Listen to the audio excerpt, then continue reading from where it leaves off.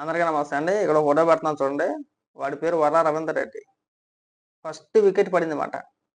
గతంలో అధికారంలో ఉన్నంత సేపు కూడా భూమి మీద నిలబడలా పోరంబోకు ఎదవ.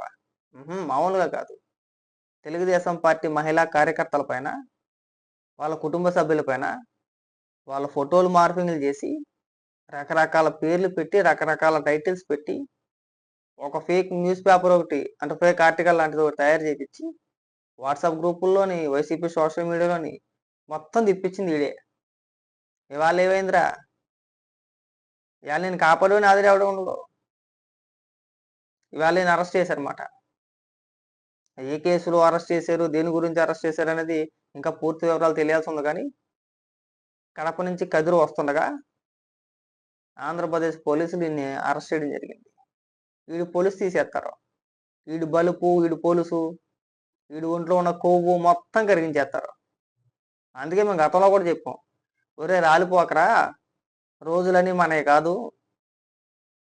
ఒక్కసారి ప్రభుత్వం మారిందంటే మనల్ని కుక్కలు కూడా దేకో మనల్ని తొక్క తీసేస్తారా, సెక్కుతారు బాగా నీట్గా అని చెప్తే వినలా.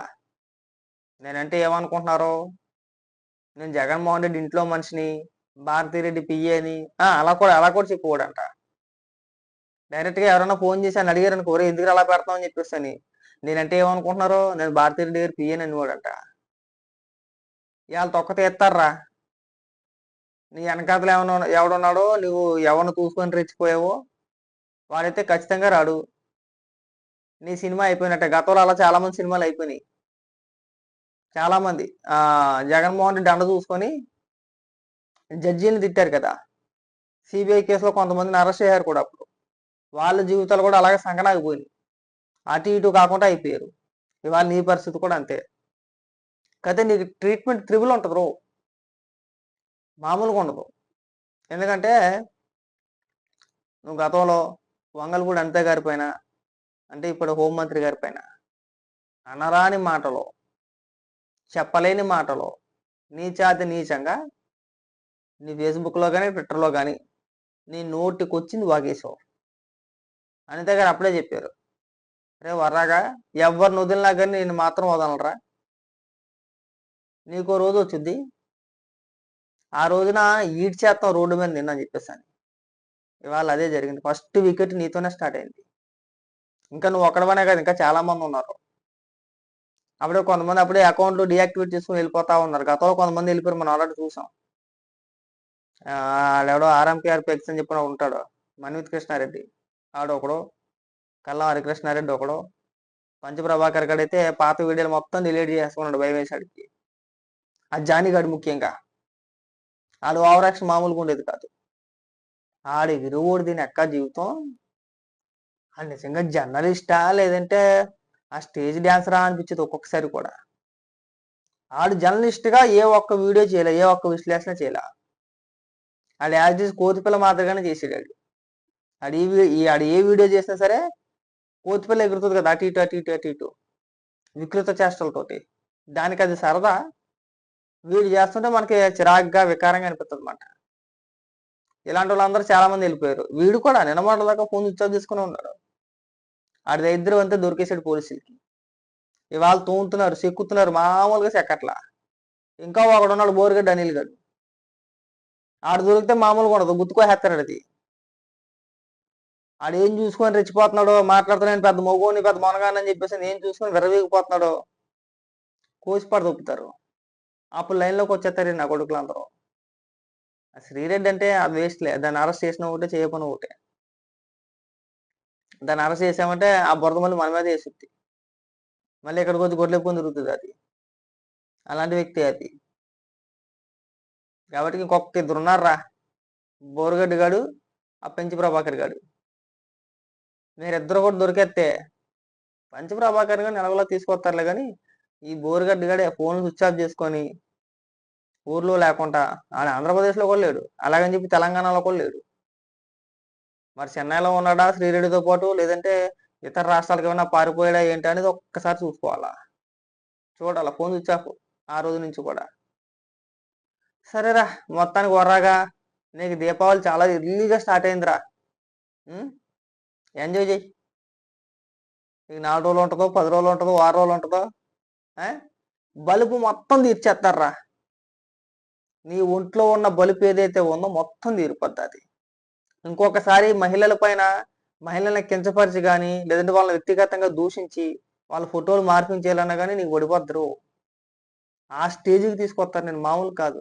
నువ్వు సింపుల్గా అనుకుంటున్నావేమో, ఏముందిలే బెయిల్ వచ్చింది కదా, బయటకు వెళ్ళిపోతాం కదా అని చెప్పేసి. అబ్బే, ముందు రేవెట్టేస్తారు గట్టిగా. రేవెట్టిన తర్వాత లైన్లోకి వచ్చేస్తావు. మళ్ళీ ఖచ్చితంగా ఈసారి ఎవరి గురించైనా అసహ్యంగా మాట్లాడాలన్నా, అసభ్యకరమైన పోస్టులు పెట్టాలన్నా కానీ పోసుకుంటావు ఖచ్చితంగా. ఈసారి చెప్పలేవు నువ్వు నేను భారతీరెడ్డి పిఏని, నేను జగన్మోహన్ రెడ్డి ఇంట్లో మనిషిని, అలాంటి అపాయబాయ మాటలు ఈసారి చెప్పలేవు. నువ్వు చెప్పే అవకాశం కూడా నీకు ఇవ్వరు. ఈ రోజు నిన్ను ఎవడ కాపాడుతాడో చూసుకో. గతంలో వాగావు కదా, నా వెనకాల జగన్మోహన్ రెడ్డి ఉన్నాడు, ఇప్పుడు వాగు, ఇప్పుడు మాట్లాడు, అక్కడ కూడా అదే చెప్పు. పోలీసు విచారణలో కూడా నువ్వు అవే మాటలు మాట్లాడు, అలాగే చెప్పు. సీన్ సితారైపోద్ది నీకు, మామూలుగా కాదు. పైగా వీటికి ఆర్టీజీఎస్లో పోస్ట్ కూడా ఉంది, జాబ్ కూడా ఉంది మొన్నటి వరకు. ఈ బోకేదోకే ఒక పదవి ఇచ్చి, ఆర్టీజీఎస్లో ఒక పదవి ఇచ్చి నెల నెల 70,000 రూపాయలు జీతం వీడికి. జగన్మోహన్ రెడ్డి ఎదోని పెంచి పోషించాడు ఇన్నాళ్ళు కూడా. ఈ 5 ఏళ్ల కాలం పాటు జగన్మోహన్ రెడ్డి వర్రగాన్ని పెంచి పోషించాడు జగన్మోహన్ రెడ్డి. ఆడి బూతులతో రెచ్చిపోవడానికి, ఆ విధంగా తయారవడానికి కారణం జగన్మోహన్ రెడ్డి. ఈడైనా, బోరిగడ్డి గారినైనా, లేదంటే ప్రభాకర్ గారినైనా, శ్రీరెడ్డినైనా, వీళ్ళందరినీ పెంచి పోషించేది జగన్మోహన్ రెడ్డి. ఇవాళ ఆ స్థాయికి పడిపోవడానికి కారణం కూడా వాళ్ళే. జగన్మోహన్ రెడ్డి మనస్తత్వం క్లియర్గా ఒకటేనబ్బా, క్లియర్గా అర్థమైపోద్ది. ఎవరికైనా చిన్నపిల్లడికైనా అర్థమైపోద్ది. ప్రతిపక్ష నాయకులను బూతులు తిట్టించాలి, అది ఏ రకమైనా సరే. మీరు అమనా బూతులు తిడతారా, బూతులు తిడతారా, వాళ్ళ ఇంట్లో ఆడవాళ్ళు అవమానిస్తారా, ఇంకొక రకంగా ఏదైనా చేస్తారా చేయండి, కానీ వాళ్ళు మనకి వ్యతిరేకంగా మాట్లాడకూడదు. సో సపరేట్ చేసాడు. సోషల్ మీడియాలో ఎవరైతే మాట్లాడుతున్నారో, ముఖ్యంగా తెలుగుదేశం పార్టీ మహిళా కార్యకర్తలు ఎవరైతే ఉన్నారో, అలాంటి వాళ్ళందరికీ కూడా, మాట్లాడే వ్యక్తులందరూ కూడా ఇలాంటి భూకేతలకు అప్పచెప్పేశాడు. మీ ఇష్టంరా, మీరు ఫోటోలు మార్పింగ్ చేసేయండి, వాళ్ళని మానసికంగా వేధించేయండి, వాళ్ళు మళ్ళీ మన గురించి మాట్లాడకూడదు అని. సరే, ఇంక చంద్రబాబు నాయుడు గారు మాట్లాడినా, లోకేష్ గారు మాట్లాడినా, పవన్ కళ్యాణ్ గారు మాట్లాడినా, మాజీ మంత్రులు వాళ్ళ చేతి తిట్టించేసేవారు. కొడాలి నానియో, లేదంటే ఇటు జోగి రమేష్, రోజా, ఇలాంటి వాళ్ళందరూ కూడా వీళ్ళు ముగ్గురిని తిట్టేసేవారు. ఇవాళ ఏమైందిరా, నిజంగా నువ్వు త్వరలో బయటకు వస్తే గొప్పరా.